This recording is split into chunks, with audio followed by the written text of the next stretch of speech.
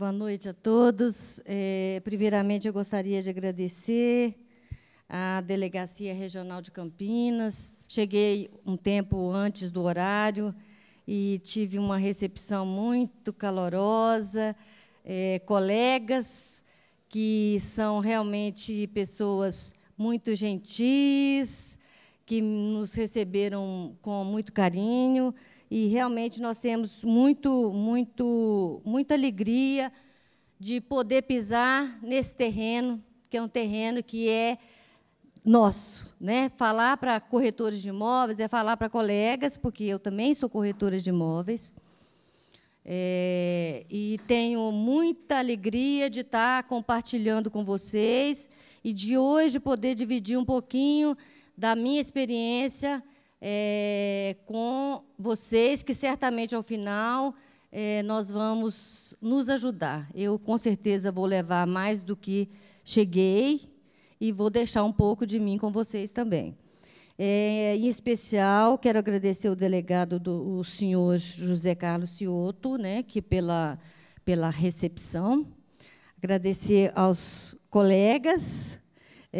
Nós estávamos compartilhando algumas experiências dos últimos tempos e que nós estamos realmente trilhando mais ou menos os mesmos caminhos, apesar de distante, né?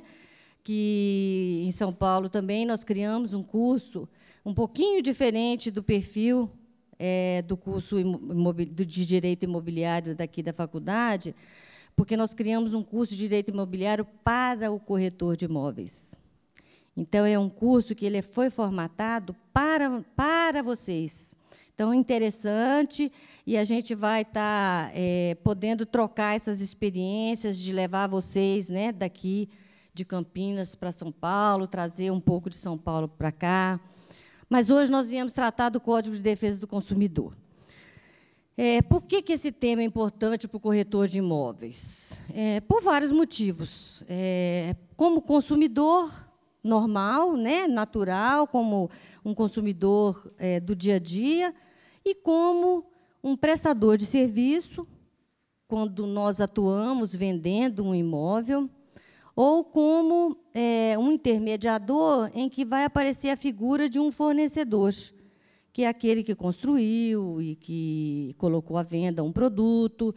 Esse contexto de relação jurídica que acaba existindo entre comprador e vendedor, nós vamos poder contextualizar isso dentro do Código de Defesa do Consumidor. Então, como que a gente consegue conceber que um comprador é um consumidor ou que um corretor é um prestador de serviço? Quando a gente vai analisar os termos da lei. Então, eu não vou ficar muito adstrita a nenhum artigo legal, mas eu vou precisar fazer algumas referências, sim, para a gente entender. Então, o Código de Defesa do Consumidor, ele é uma lei que nasceu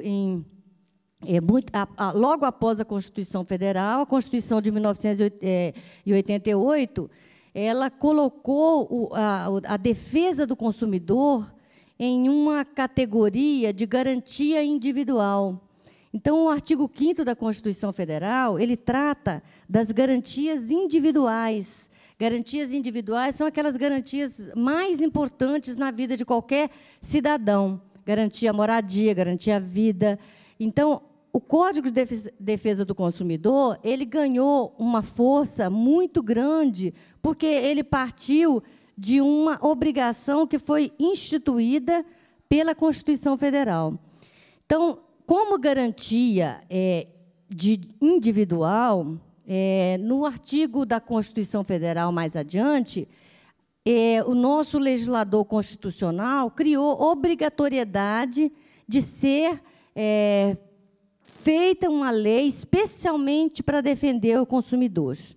Então, além de estar previsto no Código de Defesa do Consumidor como uma garantia individual, também colocou outra referência no artigo 170, inciso 5, também da Constituição Federal, como uma garantia equivalente a patrimônio. Então, é uma garantia individual, é uma garantia de patrimônio e é uma garantia que deveria ser feita através de uma lei específica que, no artigo 48 dos atos das disposições constitucionais transitórias, o legislador constitucional deu ao legislador infraconstitucional uma obrigatoriedade de criar uma legislação específica num prazo de 120 dias, que não foi possível, mas que nasceu o Código de Defesa do Consumidor logo depois da Constituição Federal. E o nosso Código de Defesa do Consumidor é uma das leis mais avançadas do mundo.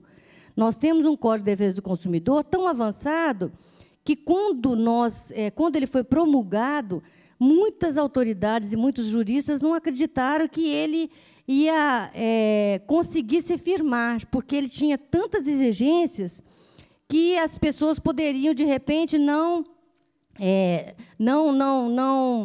se curvar à obrigatoriedade dele. E não foi isso que nós vimos, muito pelo contrário, né? O Código de Defesa do Consumidor ele é usado em muitas e muitas ocasiões, e principalmente agora, no que diz respeito ao nosso momento, né, equivalente às nossas relações comerciais, nós vamos ver que ele se aplica em muitos e muitos momentos. Então, a gente precisa estar com essa legislação muito próxima do nosso conhecimento, porque nós vamos precisar dela no nosso dia a dia, sim. Então, o consumidor ele pode ser entendido como comprador. Então, vamos ver o que o Código de Defesa do Consumidor fala para nós, como que nós vamos poder entender que aquela figura pode ser entendida como um consumidor. Nós vamos entender um consumidor sendo uma pessoa física ou uma pessoa jurídica. Sendo uma pessoa física ou jurídica que adquire ou utiliza produto ou serviço como destinatário final. Então, esse é o ponto mais importante desse artigo. Eu preciso de ter, na figura da relação comercial, uma figura tal que se amolde a essa situação. Ela pode ser pessoa física, pode ser pessoa jurídica, que adquire ou utiliza um produto ou um serviço como destinatário final. Então, eu preciso comprar para eu usar. Eu preciso ser o destinatário final. Nessa situação, eu vou ser entendida como uma consumidora. E aí o Código fala, no artigo 2º, exatamente o conceito de consumidor que nós estamos verificando que ele pode se ajustar a vários momentos da nossa vida profissional. Quando eu atendo um cliente, eu estou vendendo o cliente que compra um imóvel para morar. Ele é o destinatário final. Então, nessa situação, ele vai ser um consumidor. E aí, como que nós vamos saber identificar quando ele é o fornecedor? Por que é importante? Nós precisamos de criar uma base em que a gente vai discutir a matéria mais adiante, né, nossas situações mais adiante, e a gente precisa entender perfeitamente quem é essa figura e se realmente a gente pode abraçar essa legislação como uma legislação que ampare os nossos direitos e que nos oriente os nossos deveres. Então, o fornecedor, ele é pessoa física ou jurídica. Olha como o legislador foi bastante amplo e inteligente. Ele alcançou todas as situações. Pessoa física ou jurídica. Pode ser pública e pode ser privada. Telefonia, concessionária de rodovia, o próprio Estado pode ser um fornecedor de serviço ou de produto. Pública ou privada, nacional ou estrangeira. E os entes despersonalizados, que são aquelas pessoas que não têm, que estão no mercado, mas não são nem comerciantes, não têm CNPJ. Então, são uma forma diferente da gente identificar quem é o interveniente aí na relação, que é uma pessoa que não tem empresa, um camelô, uma pessoa que faz uma venda que não tenha nenhum vínculo, nem de pessoa jurídica, o informal. E essa produção, esse artigo... Então, o que ele faz? A pessoa física ou jurídica, para ser fornecedora, ela pode ser qualquer pessoa, inclusive o camelô, o informal, e pode ser para produzir, montar, criar, construir. Então, nós já começamos a entender agora que a nossa relação entre o nosso cliente é uma relação de comprador, de vendedor, no formato de fornecedor e de consumidor. Não é verdade? Está expresso na lei, então nós não precisamos ter dúvida alguma. Então, na relação que nós temos com o nosso cliente, fazendo uma venda de um imóvel, nós vamos estar fazendo a intermediação entre um consumidor e um fornecedor. E vamos estar oferecendo os nossos serviços também como fornecedores de serviço. Então, na verdade, o nosso cliente ele é um consumidor do produto, casa, e do serviço, intermediação. O nosso cliente consome dois tipos de situação. Na verdade, ele realiza duas relações. Nós estamos oferecendo para ele relações de serviço e de produto. O produto pode ser móvel, imóvel, material e imaterial, qualquer atividade, salvo trabalhista. Então, nós estamos perfeitamente contextualizados aqui. Certamente, nós não temos dúvida que o Código de Defesa do Consumidor vai, sim, interferir nas nossas relações comerciais. Aí vem o CDC e começa a colocar o que é direito, o que é dever. E isso é muito importante que a gente saiba. Por quê? Porque, na verdade, quando nós vamos tratar do Código de Defesa do Consumidor, os direitos que estão amparados dentro do Código de Defesa do Consumidor, eles são muito mais amplos do que tudo que estava sendo, até então, previsto em uma legislação do Código Civil. O Código Civil ele tem várias situações que ele também tem artigos que vai fazer o amparo da pessoa. Por quê? Porque um contrato cria obrigações, criam direitos e vinculam as partes, e esses contratos que criam obrigações e direitos e que vinculam as partes também tem previsão no Código Civil. Só que o Código de Defesa do Consumidor ele é muito mais protetor. Então, ele é muito mais interessante para quem é o consumidor. Então, ele vai sempre ser a peça mais importante para ser usada. Além de ser o mais indicado, ele é o mais protetor. O Código de Defesa do Consumidor diz que os contratos, o primeiro princípio do contrato é o princípio da boa-fé. Isso em qualquer relação.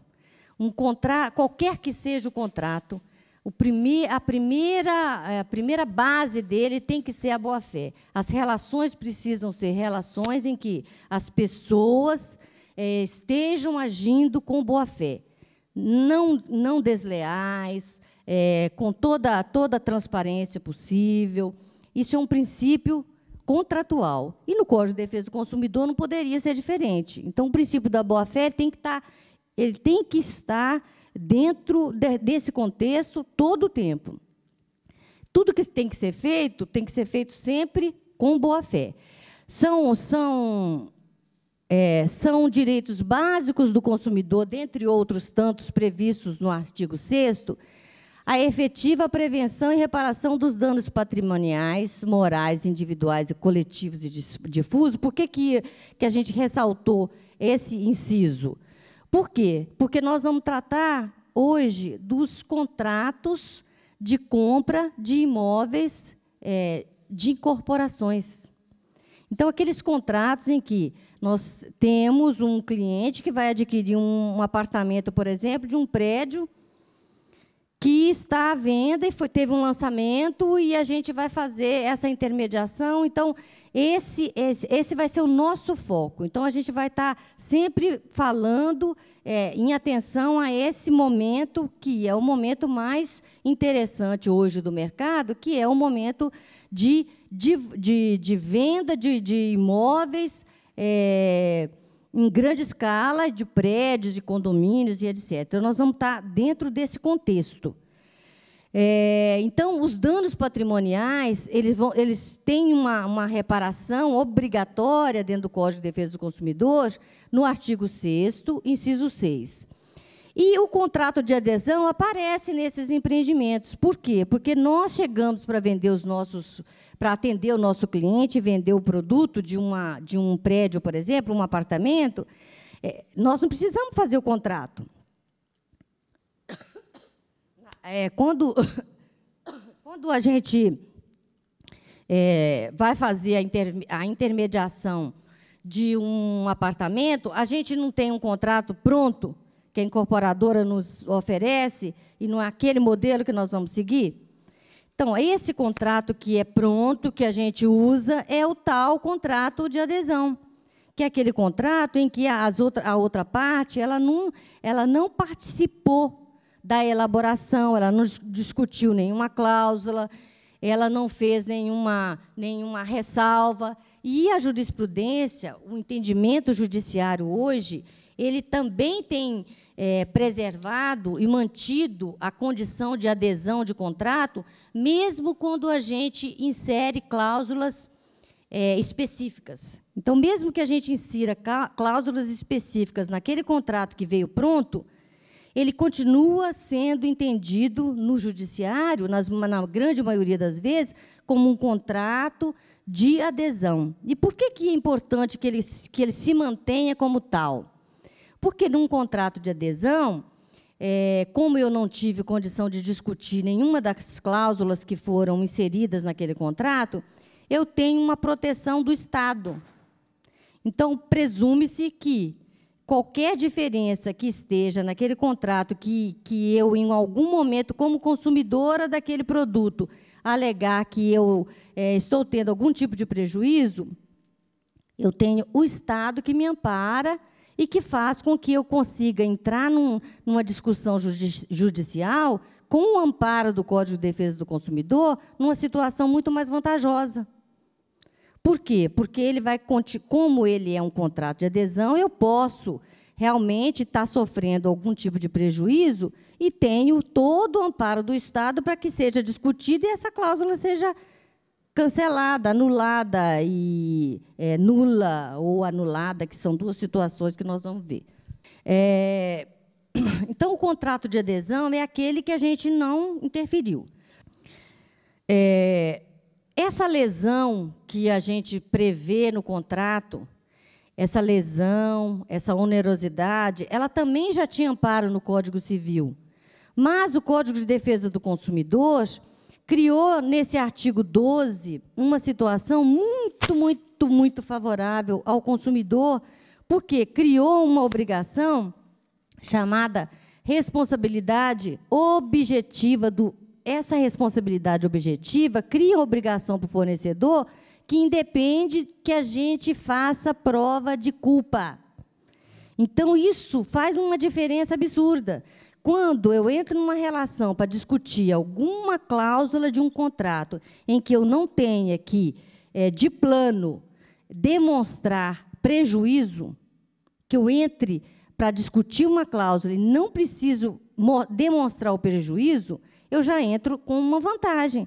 Por quê? Porque, no Código de Defesa do Consumidor, o consumidor é entendido como aquela pessoa que tem todas as suas limitações, por isso precisa ser protegido e amparado, porque não tem todos os recursos para fazer uma defesa justa.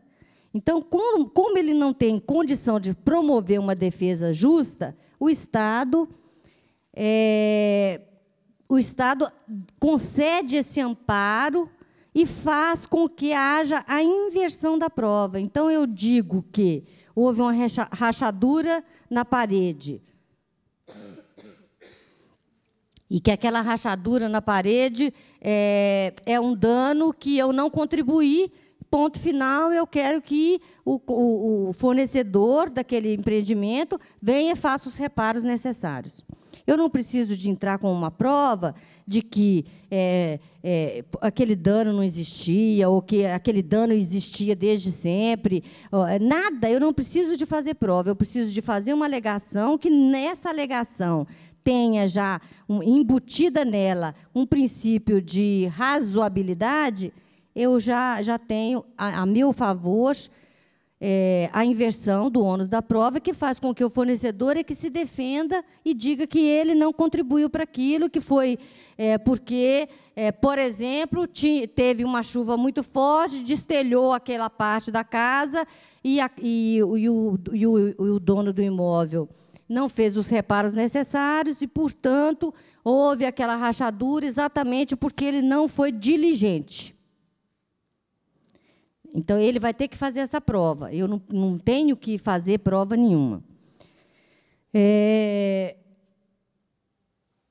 Criou vários e vários direitos dentro do Código. Especificamente na nossa área de atuação, a gente pode destacar que o Código de Defesa do Consumidor, ele exige que o fornecedor nos faça, que nos contatos em que é feito entre fornecedor e consumidor, as informações sejam dadas de forma adequada e clara, que a gente tenha proteção contra métodos desleais, cláusulas e publicidades enganosas, que a reparação por danos materiais e morais seja feita, caso haja, que a inversão do ônus da prova também seja determinada. Eu não preciso demonstrar a minha prova de antemão, desde que os fatos tenham aparência de verdade,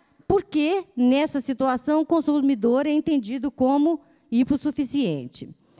A jurisprudência tem sido muito pacífica em relação aos danos. Ela diz que eu destaquei uma para vocês, porque eu achei mais ilustrativa. A não entrega, por exemplo, de um apartamento no prazo convencionado, quando, em meio aos sonhos e ilusões, as noites mal dormidas, vivem os adquirentes num misto de angústias e de revoltas, as expectativas da entrega do bem que um dia sonharam ocupar. Esse é um pedacinho de uma jurisprudência que está simplesmente indicando o seguinte: esse processo em que alguém acionou o judiciário porque teve um imóvel com atraso de entrega e etc., etc., ele ganhou a ação exatamente porque o judiciário entendeu que ele realmente teve prejuízo. E ele não ganhou ele não foi indenizado só pelos danos materiais, porque ele ficou 6 meses pagando uma locação, por exemplo, porque atrasaram a entrega do apartamento, ou atrasaram a entrega da casa. Não é essa situação. Ele foi indenizado porque ele realmente ficou sem o imóvel por 6 meses, então ele teve dano patrimonial, ele teve que despender, por exemplo, de 6 meses de locação. Além disso, porque ele teve noites mal dormidas, ele também vai ser indenizado por danos morais. E o dano moral, dentro desse contexto de compra e venda de imóveis, é muito pacífico hoje em dia.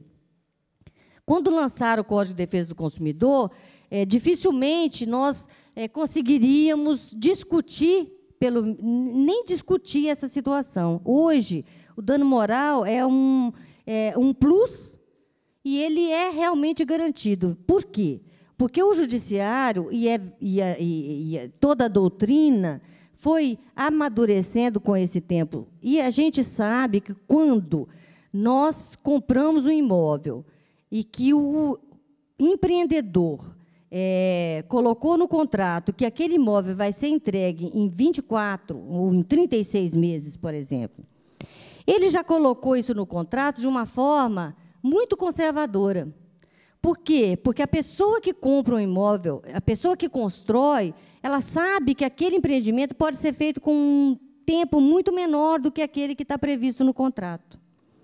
Além do incorporador fazer um contrato e colocar uma cláusula com uma entrega de uma unidade com um prazo bastante confortável para ele, seguro, ele ainda coloca uma outra situação, que ele ainda cria uma outra cláusula e diz que, se o imóvel não for entregue dentro dos 24 ou 30 meses, ele ainda tem mais 180 dias. Então, quer dizer, ele, além de colocar no contrato uma situação confortável, porque ele não precisa dos 36 meses ou dos 24, normalmente ele coloca isso com plus de segurança, ele ainda ganha mais 6 meses. Então, se, além do prazo que é confortável, passaram-se os 6 meses, ele ainda não entregou, e eu ainda fiquei mais 6 meses pagando uma locação, naturalmente, sem muito esforço, sem muita elucubração, a gente já sabe, ele realmente abusou do prazo e ele entregou o serviço ou entregou o produto, que é o apartamento, por exemplo, não é uma reforma, mas poderia ser uma reforma, entregou a destempo, causou prejuízo e causou dano moral. Então, as duas são dois pesos importantes quando vai se tratar de um empreendimento. Por quê? Porque são custos que precisam ser previstos e, se acontecer, vai causar bastante prejuízo para o fornecedor.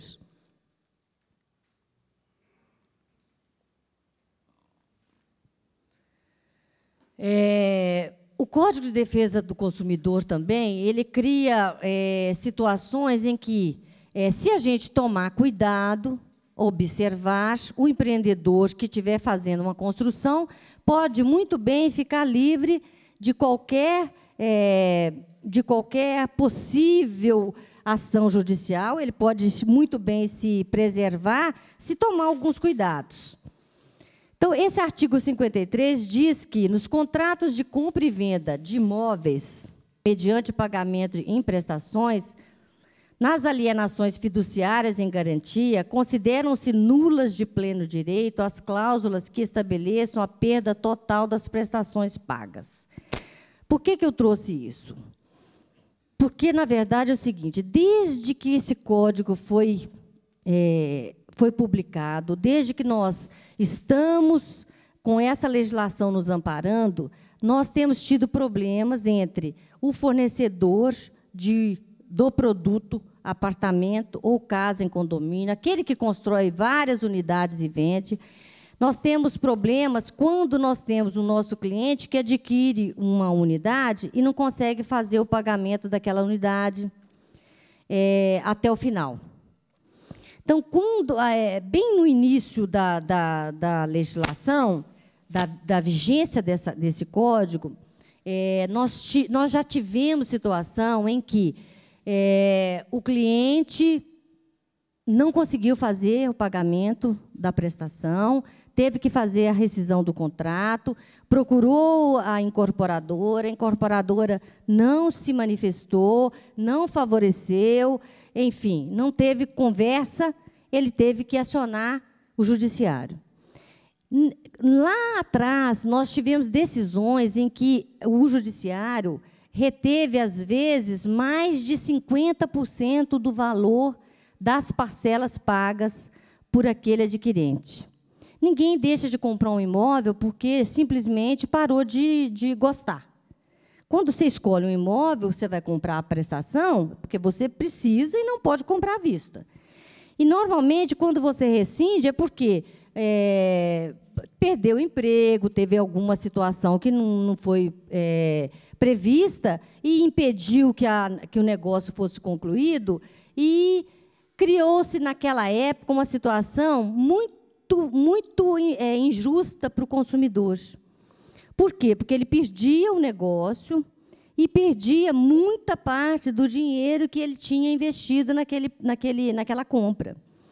Então, a doutrina e a jurisprudência e os pedidos foram sendo reiterados, e o amadurecimento no assunto, e nessa questão também foi ocorrendo, porque, com o tempo, existe realmente muito progresso em tudo na vida da gente, também na legislação e nas sentenças, nós tivemos muitos avanços. Então, hoje, se a gente tem um cliente que comprou um imóvel e não conseguiu fazer o pagamento desse parcelamento, e ele precisar de ir para a justiça para poder pedir o dinheiro dele de volta, porque ele não consegue mais cumprir com a obrigação, nós podemos dizer para aquele cliente que ele vai ter o dinheiro dele devolvido, e que a retenção vai ser menor, mas que essa retenção também é justa. Por quê? Precisa ponderar. O contrato ele é feito para ser cumprido. Então, todo contrato, quando ele é assinado, ele é feito com a intenção de ser cumprido até o final. Quando uma parte descumpre esse contrato, já cria um desequilíbrio na relação. Então, para que esse desequilíbrio não seja grande demais, é preciso que, na rescisão desse contrato, haja uma forma em que as partes voltem a ter um equilíbrio como antes. Então, se eu devolvo o imóvel porque eu não posso mais pagar, eu preciso ter as parcelas que eu paguei de volta. Por quê? Porque, senão, quem vendeu para mim vai ter um enriquecimento ilícito. Vai receber o imóvel de volta e ainda vai ficar com todas as parcelas que eu paguei. Isso não vai estar certo, não vai estar justo.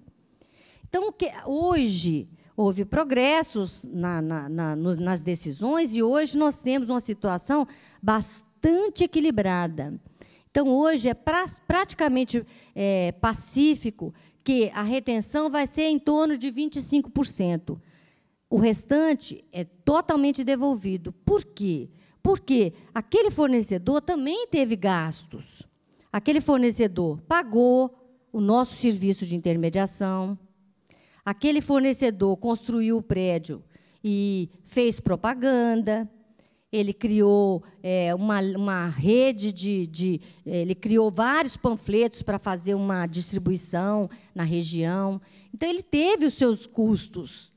Ele precisa também ser reembolsado por esses custos. Por isso, chegou-se aí a esse percentual de 25% como sendo um número que equaciona essa situação. Só que nós temos algumas situações que isso não é verdadeiro.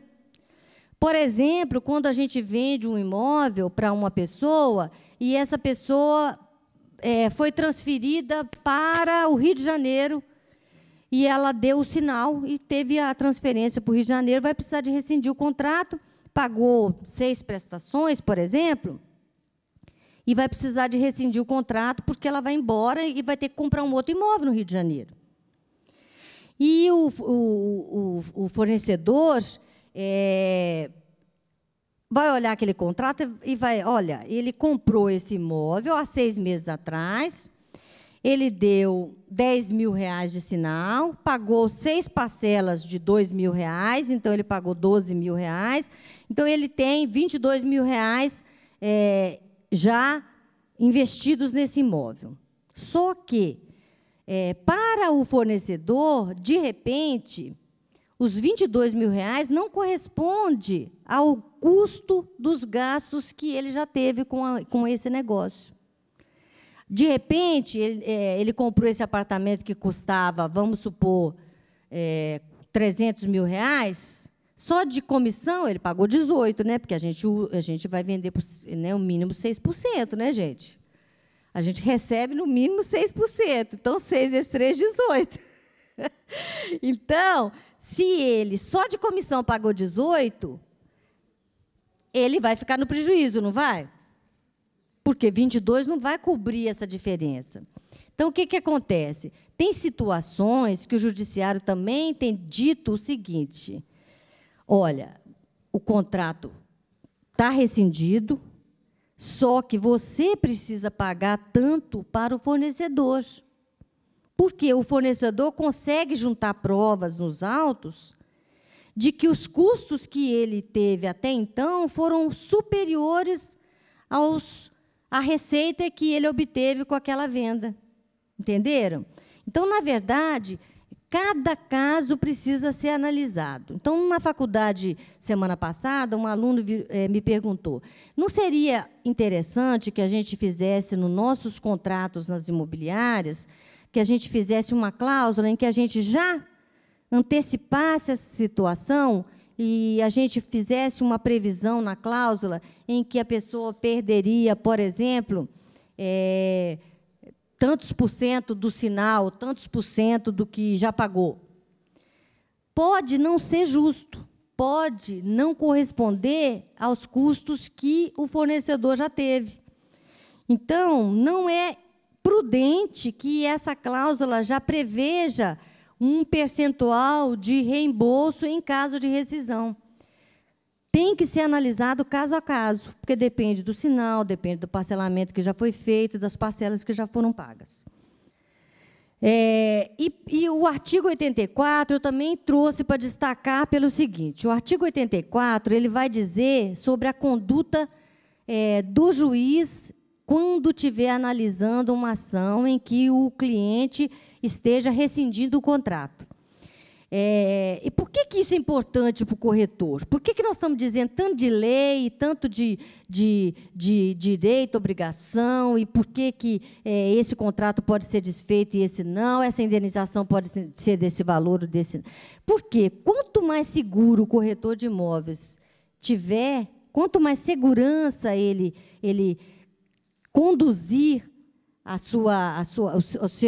o seu atendimento, mais ele vai conquistar o cliente, mais ele vai ter o cliente como parceiro de verdade. Então, o nosso cliente ele precisa ter segurança de que aquilo que nós estamos fazendo, nos propondo a fazer, nós temos conhecimento. Então, se eu estou vendendo um imóvel financiado, ou se eu estou vendendo um imóvel de uma incorporação, se eu estou trazendo para ele um contrato pronto, eu já tenho que entender que ele tem muitas obrigações, mas ele tem muitos direitos. E se ele tiver dúvida em alguma coisa daquilo, eu tenho a condição de estar dizendo para ele até onde ele precisa de se preocupar, até onde ele precisa de se tranquilizar. Por quê? Até agora nós vimos que tudo que o Código de Defesa do Consumidor trouxe para o mercado imobiliário nessa relação de consumo de prédios ou de casas que foram feitas para venda através de financiamentos ou que foram entregues pelo fornecedor como um produto de quantidade, porque o Código de Defesa do Consumidor ele vai alcançar aquele produto que é vendido em massa. Então, não é uma casinha, não é uma salinha, é aquilo que foi vendido o prédio todo, que foi vendido um condomínio todo. Por que é importante? Porque nós sabemos que o nosso cliente ele já entra numa situação favorável. Ele nunca vai perder o dinheiro dele todo, ele vai perder o estritamente necessário que recomponha a situação do fornecedor que fez o investimento e que lançou o produto, simplesmente. Então, ele vai ficar muito mais seguro de fazer uma compra se a gente puder passar para ele que ele tem, além da relação do fornecedor e do consumidor ali numa mesa, que você acaba conhecendo quem é o seu fornecedor, além daquela relação que a gente precisa preservar que seja boa, a gente tem uma legislação inteira que nos ampara. Outra coisa que é importante, o Código de Defesa do Consumidor não vai atender só aquela situação em que haja a pessoa do fornecedor construtor e a pessoa do consumidor comprador. Tudo isso que nós estamos dizendo aqui também se aplica ao nosso serviço de intermediação. A partir do momento em que nós estamos entregando para o nosso cliente o nosso serviço de intermediação, nós também temos obrigações. Ele também tem os seus direitos, nós também temos os nossos direitos. Então, numa rescisão de contrato em que qualquer das partes deu motivação a posteriori, depois de assinado, nós nunca vamos ficar no prejuízo. Se o vendedor desistiu da venda, ele já pagou a nossa comissão e ele não vai ter o dinheiro de volta. Se o comprador desistiu da compra, ele vai ter que indenizar o vendedor pelos honorários que ele nos pagou. Porque ele também não vai ter esse dinheiro de volta. Porque o nosso serviço foi completamente realizado, cumprido. Mas, em compensação, nós também temos as nossas obrigações. Então, se eu estou oferecendo um serviço, colocando esse serviço à disposição do meu cliente, ele é um consumidor, eu também tenho que respeitar a legislação. Então, eu tenho que agir com boa fé, meu contrato com ele tem que ser um contrato transparente, com boa fé.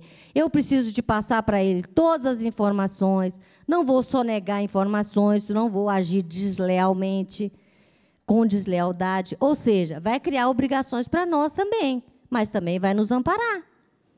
Então, ele é importante tanto na relação entre o consumidor comprador e o consumidor cliente da nossa intermediação.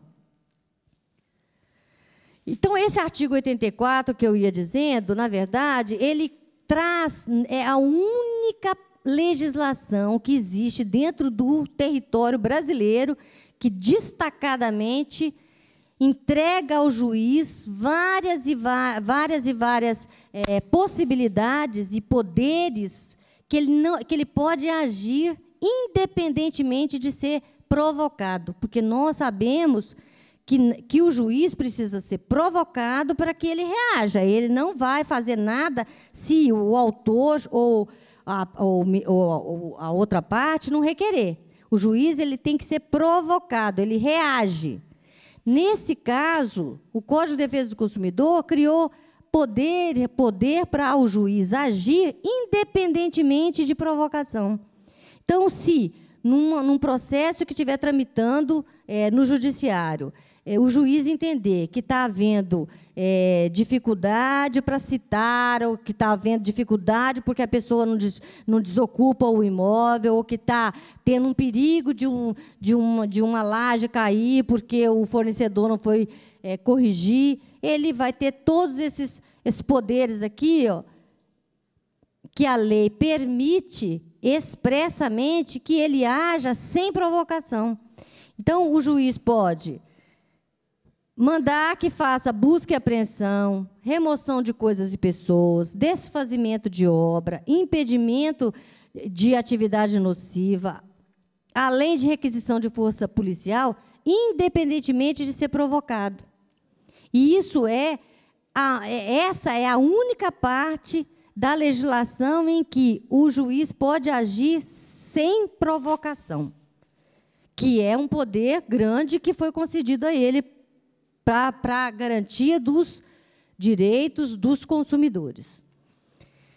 A segurança da obra também tem, na legislação, tem um artigo específico que vai tratar da segurança por qualidade. Qualidade com segurança, qualidade do produto, não só no ato da entrega, conforme memorial, descritivo, tudo que foi previsto naquele memorial foi realmente entregue naquela forma e tal. Não só a qualidade do produto, como a qualidade também em relação à segurança do produto. E ele responde, independentemente de culpa, pelos danos causados, que é o que eu já antecipei para vocês, que a gente não precisa fazer prova para que a gente reivindique os nossos direitos como consumidor. O fornecedor precisa fazer prova que não deve e, por isso, ele não tem que pagar, porque aquele dano, o fornecedor, por exemplo, não tem culpa.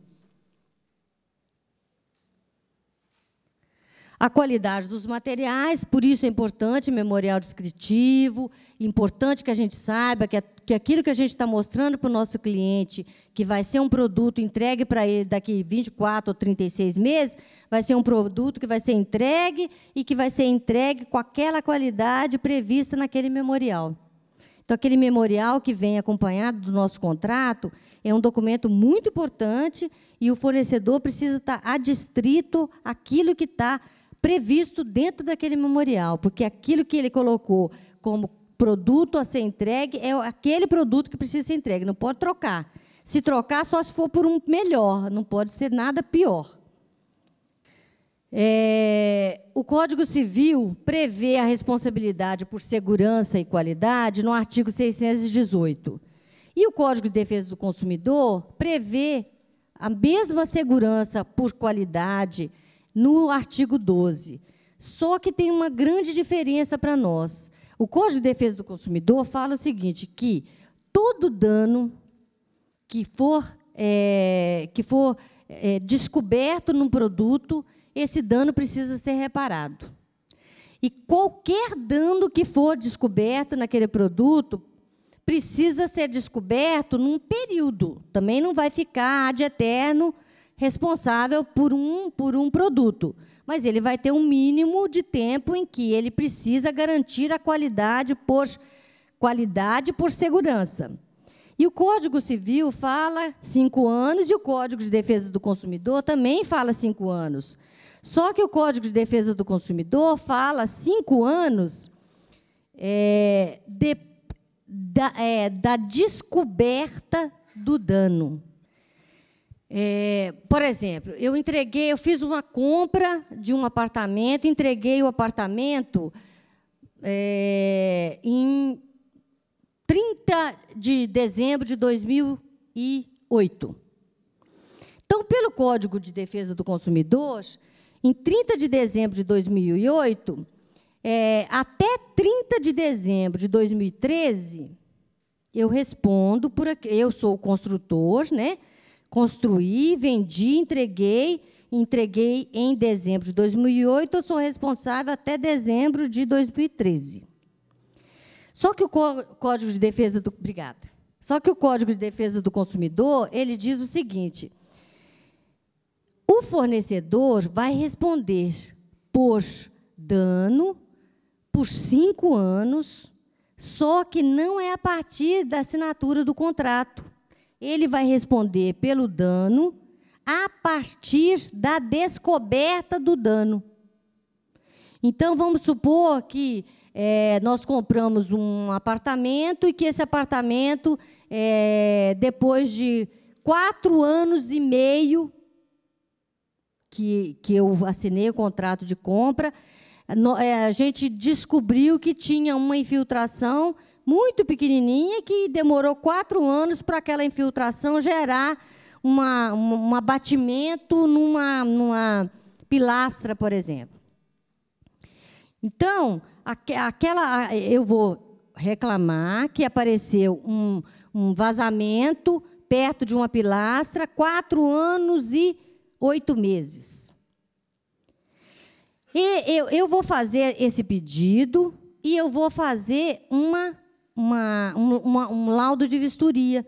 Ou eu chamo um engenheiro da minha confiança, ou eu chamo um engenheiro da própria incorporadora e mostro e documento isso. Já estamos em 4 anos e 8 meses. Aí espero que a incorporadora me responda, que eu não tenho culpa, ela vai dizer que não tem culpa e não posso consertar, porque isso aí eu não contribuí, eu não tenho responsabilidade. Já passaram 5 anos, e eu fiquei discutindo com ele aí 4 meses e ele não resolveu. Mas o meu documento em que detectei aquele vício, aquele defeito, era de 4 anos e 8 meses e estava documentado, porque tem uma foto, tem lá um papel que foi escrito pelo engenheiro, dizendo que realmente o dano houve. Já se passaram 5 anos, mas eu descobri em 4 anos e 8 meses, eu entro na justiça e vou reivindicar esse direito, e esse processo pode demorar aí não sei quanto tempo, mas eu ainda assim consigo garantir a qualidade por segurança a posteriori. Porque já passaram 5 anos, mas a minha documentação foi dentro do período certo. Quer dizer, só se eu tiver. Agora, descobri, já passaram 5 anos, e eu descobri que tem um vazamento e que, se eu consigo comprovar que aquele vazamento ele é de um defeito da construção, ainda assim eu consigo discutir no judiciário. Então, esse artigo do Código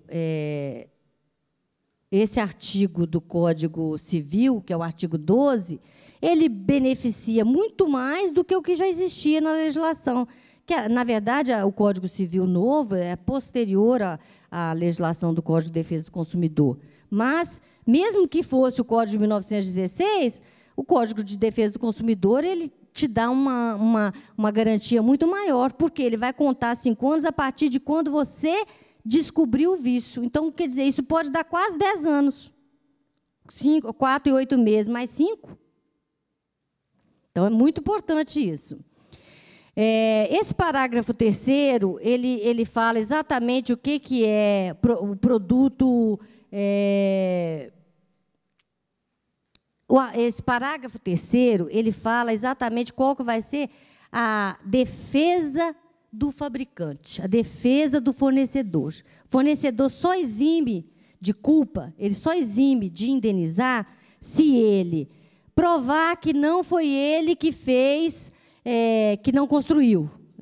Eu sou sucessora, não sou sucessora, eu sou empresa nova. Aquela empresa já acabou, já fechou, eu não sou sucessora dela. Não fui eu que construí. Ou se ele provar que, quando ele colocou no mercado, aquele vício não existia. Eu, por negligência, por falta de cuidado, deixei que o apartamento desse problema, ou que a casa desse problema. Ou seja, ele tem que provar que ele não contribuiu com aquele dano. Ou que a culpa é de terceiro, ou é exclusiva do consumidor. Só nessas 3 situações é que ele vai ficar livre de responsabilidade. Nas outras, todas, ele vai ser responsabilizado e vai precisar de indenizar. O Código Civil, ele fala 5 anos, não para o vício de segurança. Você pode ter 5 anos, o Código Civil, na verdade, o que vai ser aplicado sempre vai ser o Código de Defesa do Consumidor, nesse caso. Por quê? Porque é uma legislação específica, o prazo de prescrição é o mesmo, mas o vício pode ser descoberto até nas vésperas dos 5 anos. E ele vai ser sempre, se ele for descoberto nas vésperas dos 5 anos, pode ser que ele se arraste até depois dos 5. Então, o Código de Defesa do Consumidor fala o seguinte: a partir de você descobrir o vício, é que você vai começar a contar 5 anos. Então, eu tenho 5 anos garantidos, que é os 5 anos do Código Civil, a partir do contrato. Se, por acaso, tiver um dano em que eu só descubra esse vício em 4 anos e 9 meses, um vício oculto, que era uma rachadura numa tubulação, por exemplo, que demorou para se manifestar em um problema na estrutura, porque ela ficou minando, até que, quando ela passou a ser aparente, é que eu consigo detectar esse vício, não é? A partir do momento em que eu faça essa observação, eu vou contar mais 5 anos. Agora, tudo dentro do prazo dos primeiros 5 anos, certo? Que também corresponde ao do Código Civil. Só que, se eu descubro o dano com 4 anos, 9 meses, 4 anos, 10 meses, eu tenho mais 5 anos para poder reivindicar a minha indenização.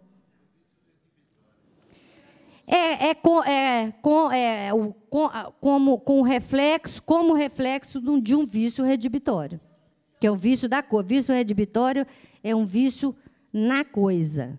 Então, um apartamento é uma coisa. O vício redibitório é essa coisa. Então, o vício redibitório é a mesma coisa desse vício que nós estamos chamando aqui. No caso do imóvel, aparente, a partir daquele momento, conta-se 5 anos. Então, eu consigo, às vezes, chegar numa situação em que eu chego às raias de 10 anos. Já passou, já passou. O vício, eu tenho 5 anos para reivindicar uma indenização por um vício que eu detectei, que era oculto.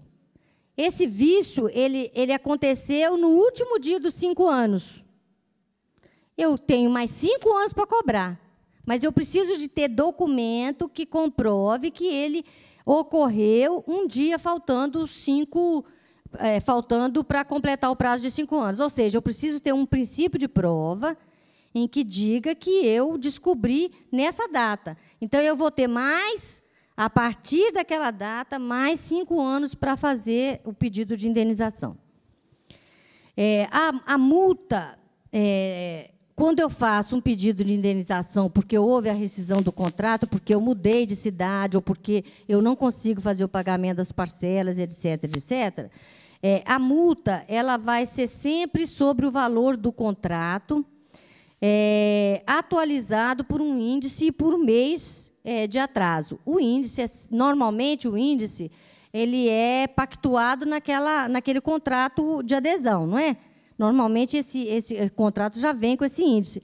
Então, esse índice vai servir para as duas situações. Ele vai servir para o fornecedor me obrigar a pagar uma parcela com esse reajuste, mas ele também vai servir para eu ser indenizada também pelo mesmo parâmetro.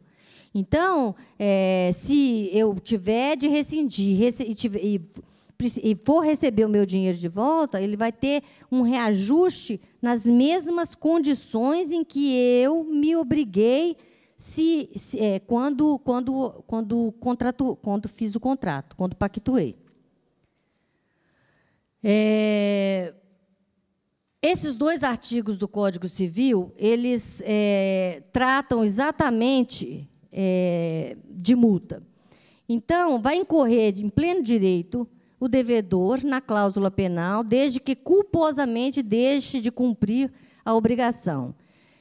Então, o artigo 418 vai tratar da cláusula de descumprimento de obrigação e o artigo 409 vai tratar da cláusula penal estipulada conjuntamente, que para inexecução completa da obrigação. E o Código de Defesa do Consumidor trata disso no artigo 12, que nós já vimos. Eu trouxe para vocês aqui, eu coloquei várias e várias situações que, na verdade, é bastante interessante, porque é uma vida de experiência e que eu coloquei em vários incisos, que eu chamo de vícios no contrato. Então, cada situação dessa que eu coloquei são situações que podem acontecer no dia a dia de vocês e que vocês já vão saber de antemão que é considerado abusivo. O que interessa saber que é considerado abusivo?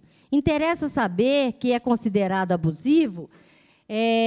Por quê? Porque quando a cláusula é abusiva, ela é como se não tivesse escrito.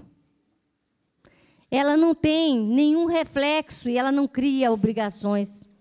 Então, toda cláusula abusiva, ela é uma cláusula em que o nosso cliente não precisa se preocupar com ela. Por quê? É como se não tivesse escrito. Então, aqui, eu relaciono para vocês várias situações. Por exemplo, quando a gente fecha um negócio e assina um contrato, e a gente, naquele contrato, faz o nosso cliente assinar também o serviço de TV, serviço de telefonia, serviço de segurança por câmeras, por exemplo. Isso, para o Código de Defesa do Consumidor, é completamente abusivo. Por quê? Porque eu estou vendendo um produto, estou vinculando a venda desse produto na obrigação de comprar um outro produto. E o Código de Defesa do Consumidor diz o seguinte: você não pode fazer a venda de um produto e obrigar que a pessoa faça a compra de um outro produto em correspondência a essa venda que você fez. Então, quando o meu cliente comprou um apartamento e ele foi obrigado a assinar um outro contratinho porque tem uma TV a cabo, por exemplo, se ele falar, eu não quero a TV a cabo, ele não tem que assinar esse contrato. Então, houve aí uma venda casada, porque eu vendi o apartamento e ainda forcei que ele comprasse a TV a cabo, por exemplo. Exatamente, por todas as suas limitações como consumidor, exatamente por isso entra o Estado, através dos seus órgãos de defesa do consumidor, exatamente para garantir esse equilíbrio que está completamente desrespeitado. Entendeu? Então, vá se discutir, lógico. Mas olha aqui, gente, tem muito abuso. Mas olha aqui, tem muito abuso e isso está mudando com a nossa reclamação. Todo mundo precisa reclamar e vai mudar. Por exemplo, eles pediam que você fizesse o pagamento de tantos R$1.000, por exemplo, de R$1.000 ou sei lá quanto, por uma assessoria jurídica que teve naquele contrato. O advogado nunca nem apareceu ali. Isso é cláusula abusiva. Por quê? Porque se aquele contrato está pronto, eu só posso cobrar honorários de advogado se o advogado estiver presente ali na mesa na hora de assinar o contrato. Se ele não estiver presente, não pode cobrar. Tudo isso só foi aparecendo lá no judiciário e foi criando jurisprudência porque as pessoas começaram a reclamar, as pessoas começaram a reivindicar os seus direitos. Então, isso tudo que vocês estão vendo, que está claramente em desacordo com a legislação, precisa ser enxovalhado de reclamações, entendeu? Por e-mail. Então, eu coloquei para vocês aí, olha, nesse quadro dos vícios do contrato, eu coloquei para vocês as mais constantes situações de abuso que são consideradas nulas de pleno direito, essas cláusulas. Toda vez que o corretor não passar as informações corretamente, ele está, de alguma forma, descumprindo um dos princípios basilares da negociação, que é a lealdade. Com certeza, com certeza. Agora, o que eu acho é o seguinte, precisa de vender? Precisa.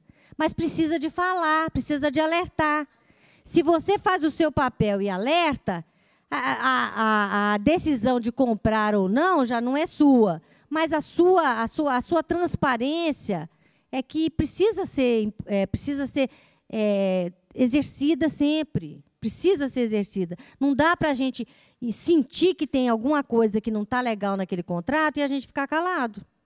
Eu acho que tem que falar, sim. Na verdade, eu coloquei 26 itens para vocês, que eu não vou repassar um por um, mas que são itens de experiência, de consulta, e é interessante que vocês deem uma olhada em cada um deles, porque vai dar um parâmetro para saber exatamente o que é mais comum de acontecer e que é considerado abusivo, tá? Tá.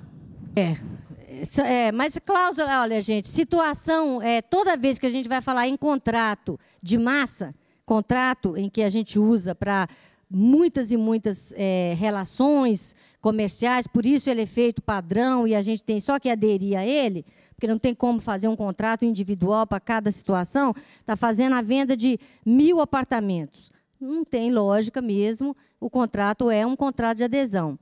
Mas não podemos também ficar muito subservientes exatamente por isso, e precisamos reivindicar sempre.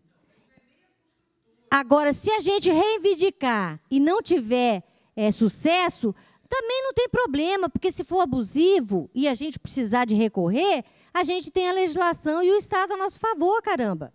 Está previsto em lei. Então, nós precisamos de conhecer aquelas situações que eu relacionei até o 26 aqui, são situações de dia a dia e de situações que são consideradas já na legislação, na jurisprudência, como situações em que, como se não tivesse escritas. São situações que são nulas de pleno direito. Então, isso é importante para a gente dar segurança. Olha aqui, ó. Ah, mas eu estou com medo de comprar porque está dizendo aqui que se eu tiver de antecipar o pagamento, eu não posso fazer. Pode comprar. Se o senhor tiver de antecipar e eles não quiserem receber, o senhor deposita em juízo. Pronto, acabou. Ou seja, precisa de conhecer para dar tranquilidade ao cliente de que esse não é um motivo para você perder uma venda. E nem um motivo para você deixar de comprar. É um motivo para enfrentar a situação e, se tiver dificuldade, já sabe que tem um amparo muito grande que nos cerca. Os prazos, na verdade, você estudando, porque precisa estudar, né? Precisa estar sempre investindo em melhorar o nosso dia a dia. Então, cada vez que a gente se qualifica um pouco mais estudando, a gente vai ter muito mais chance do que o nosso colega que não tá investindo na qualificação dele. Então, não precisa ser advogado, só precisa se informar. Tem que entrar com uma ação, ou a Defensoria Pública, tem que ser um advogado. Se a causa for menor do que 40 salários mínimos, faz sozinho. Ô, gente, eu coloquei aqui para vocês prazos. Eu coloquei aqui para vocês prazos de purgar a mora, porque, na verdade, são 3 situações aqui que dão prazos diferentes. Então, é o seguinte, o nosso fornecedor, ele coloca no contrato que, se eu atrasar, o contrato está rescindido de pleno direito. Pode ter uma cláusula assim, não pode? A gente já até viu isso. Também é cláusula abusiva, é como se não tivesse escrito. Por quê? Porque todo contrato, se ele não for cumprido, a lei garante para nós um prazo para que a gente faça o cumprimento dele sem que a outra parte tenha direito de pedir a rescisão. Então, se a gente está comprando terreno, o prazo é de 30 dias. Então, se eu atrasei, eu tenho 30 dias para ir lá e fazer o meu pagamento. E depois desses 30 dias, ele vai me notificar para que eu faça o pagamento. Se eu não fizer, depois dos 30 dias, ele vai poder rescindir. Se for incorporação, que é venda, né, um prédio inteiro, lá feita uma incorporação, vendeu, eu tenho só 10 dias, o prazo é menor, porque também é um capital muito grande que foi investido num empreendimento que é de incorporação. E nos demais casos, que é o caso de venda de terceiro, uma casa, um apartamento que a gente já está vendendo, que já é de terceiro, não é uma incorporadora, o prazo é de 15 dias. Todos esses 3 prazos, eles precisam necessariamente, segundo o Código de Defesa do Consumidor, eles precisam necessariamente de ser cobrados e com documentação em que o fornecedor cobre e documente que foi feita aquela cobrança chegou lá no devedor. Por quê? Porque se a gente faz um protesto de alguma parcela sem que a gente tenha depositado em arquivo esse documento para nossa segurança, a gente pode responder por danos morais, inclusive, além dos danos materiais. Então, a notificação, ela tem que ser, após esse prazo, eu tenho 30 dias para pagar, eu não paguei em 30 dias. Eu preciso ser notificado para eu fazer o pagamento, né? Venceu o dia 2. Aí eu vou mandar a notificação dia 5. Em 30 dias, desde o vencimento do dia 2 de junho. Então, eu tenho até 2 de julho para pagar estando amparado pela mora, se eu tiver comprado terreno, por exemplo, 30 dias, né? Então, dia 2 de junho, venceu a parcela. Eu vou mandar a cobrança lá pelo dia 10. Eu espero lá 3, 4 dias, mando a cobrança dia 10. Ele tem até o dia 2 de julho para fazer o pagamento. Se ele não fizer o pagamento, no dia 3, a incorporadora que vendeu o terreno, ou quem vendeu o terreno, pode pedir a rescisão do contrato. Então, esses prazos são muito importantes. Agora, o que é mais importante do que o prazo é a formatação dessa cobrança de um jeito que nos dê segurança para que a gente não responda por danos materiais e morais. Por que eu estou dando ênfase a isso? Porque, de repente, quando eu fiz a venda, eu recebi um cheque, o cheque voltou. Como é que você vai cobrar? Exatamente do mesmo jeito que eu estou falando aqui. Ó. Você vai fazer uma comunicação para o cliente dizendo, olha, a minha comissão foi paga com cheque número tal, o cheque retornou por insuficiência de fundos. Guarda essa notificação. Por quê? Porque se você cobrar depois e não tiver feito isso preventivamente, você pode pagar até mais do que você tinha direito de receber. Entendeu? Então, esse cuidado também precisa de ser um cuidado que a gente precisa ter com os nossos honorários, ou se a gente é dono da imobiliária, com as notificações que a gente fizer, tem que guardar o documento exatamente para esse momento. As cláusulas abusivas, então, são cláusulas que são consideradas nulas de pleno direito. Eu elenquei várias delas aí para vocês, acho que 26, né? Deixei registrado nesse material todas as situações que são mais comuns na nossa relação entre comprador e fornecedor de imóveis. E na rescisão de contrato, a gente precisa atentar para essas situações, que são muito importantes. Por quê? Porque ela vai mexer no bolso. Então, pensa a gente como dono do imóvel, eu sou dono do imóvel, então eu vou ter que pagar para a pessoa que comprou uma indenização. Então, o que eu tenho que pagar? E eu, dono da imobiliária, ou eu, como corretor, o que eu pago? Se houve um contrato que foi rescindido e que a culpa da rescisão foi de uma das partes, aquela parte culposa vai ter que fazer a indenização, arcando com todos os ônus. Então, houve a rescisão do contrato porque o comprador foi transferido para Belém. E não pode mais comprar esse imóvel porque ele quer comprar em Belém.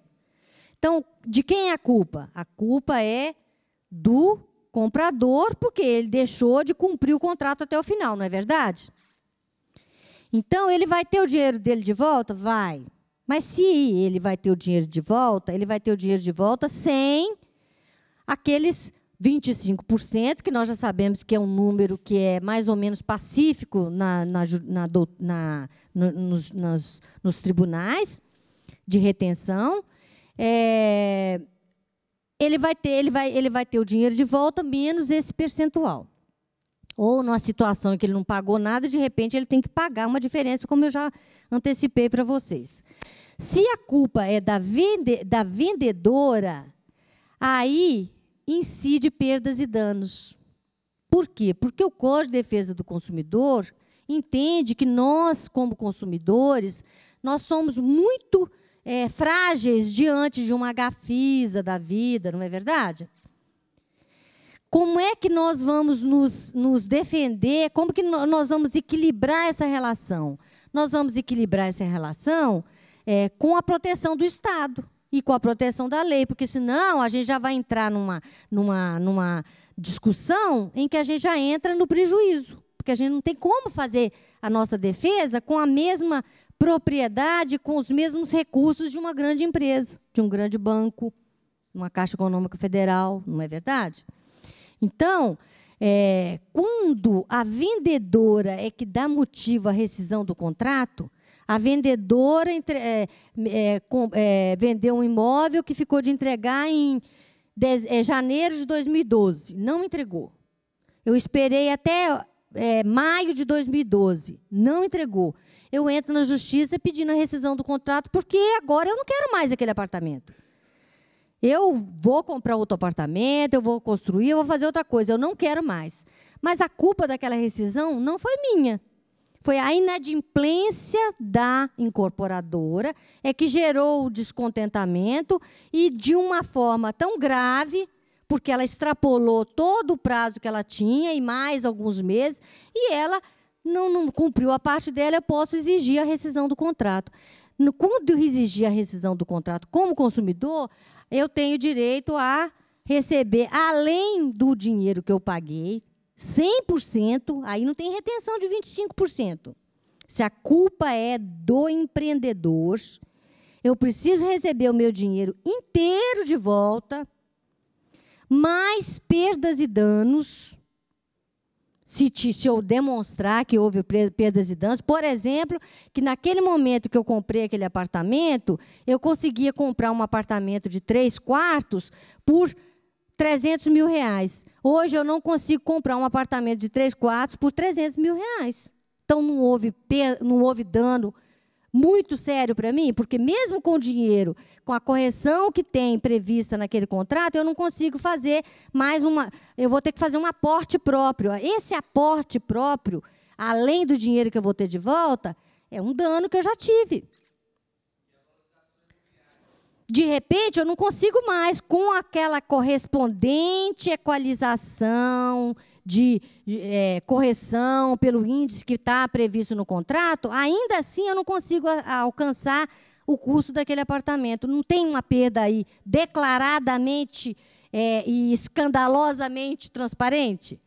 Isso é perdas e danos. Além disso, eu deixei de fazer o casamento. Por quê? Porque eu comprei para morar com a minha esposa e eu não consegui pagar e eu tive que adiar o casamento. Ou eu casei e fui morar de aluguel, tem que me reembolsar os aluguéis também, de todo o período. E aí, o que o judiciário tem entendido? Aquilo que eu falei para vocês lá no princípio. Um contrato de incorporação de uma venda de 24 meses são 24 meses, confortavelmente já previstos. Mais 180 dias, confortavelmente previstos. Se, ainda assim, a incorporadora não cumpriu os 24, nem os 180 dias do prazo remanescente, né, do prazo ainda de entrega, se ainda assim ela não cumprir isso tudo, na hora que receber o meu dinheiro de volta, eu vou receber o meu dinheiro de volta contado em 100%, e a minha indenização, por exemplo, de locação, desde aquele período lá da entrega normal, sem contar o prazo extraordinário para atraso da obra. Por quê? Exatamente porque os 24 meses já é um tempo mais do que suficiente para entregar a obra. 6 meses a mais é uma segurança a mais, um plus a mais, pura e simplesmente para evitar uma avalanche de ações judiciais na justiça. Ou seja, eu faço um contrato de 24 meses e ainda dou mais 180 dias para o incorporador entregar o imóvel. Esse prazo a mais é para evitar isso. E para que eu tenha aí uma tolerância numa situação em que eu tenha desvantagem. Mas se, ainda assim, eu continuo na desvantagem, o judiciário vai retroagir esse prazo lá na entrega dos 24 originais, sem contar o prazo excedente. Tá? Quando eu comecei a palestra, eu não falei para vocês que nós temos que criar um vínculo entre comprador, vendedor, não é verdade? E que esse comprador se encaixe na figura do consumidor e que esse vendedor se encaixe na figura do fornecedor. Não falei isso? Então, vamos voltar. Pega o primeiro slide aí. O que eu falei? Quem é o consumidor? Consumidor é aquela pessoa física ou jurídica que adquire ou utiliza o produto como destinatário final, não foi isso? Então, o meu cliente que comprou a casa de terceiro, ele está adquirindo um produto como consumidor final. Tá, então ele é um consumidor, não é? Mas e o fornecedor? Ele é fornecedor naquele formato em que a legislação do Código de Defesa do Consumidor vai amparar? Não. Por quê? Olha lá, quem é o fornecedor? Lê para mim, alguém, por favor. Então, o fornecedor é aquele que produz e que constrói para venda. Então, aquele vendedor que está vendendo o imóvel dele pode ser enquadrado nesse formato de fornecedor? Porque ele não constrói para vender, ele constrói para morar. Não é verdade? Então, é só vocês prestarem bastante atenção. A hora que chegar qualquer situação, precisa de se ajustar no formato de consumidor ou de fornecedor. Se ele não se ajustar nesse formato, as duas figuras, nós não estamos tratando do Código de Defesa do Consumidor. Aí o direito civil é que vai regular com os artigos que eu também deixei para vocês, 614, tá? Sim. Pode ser pessoa física. Eu só construo, eu faço casas para vender. Faço uma venda, faço outra venda, faço outra venda. Eu sou fornecedor de serviço. Eu estou construindo, eu sou fornecedor do serviço e do produto.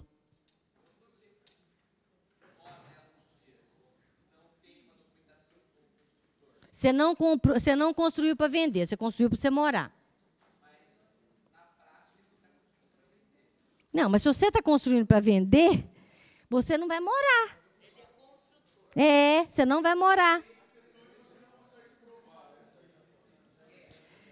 Ô, gente, e agora, para encerrar, se ambos tiverem culpa, aquela devolução da indenização vai ser com todos aqueles atributos que eu já falei para vocês.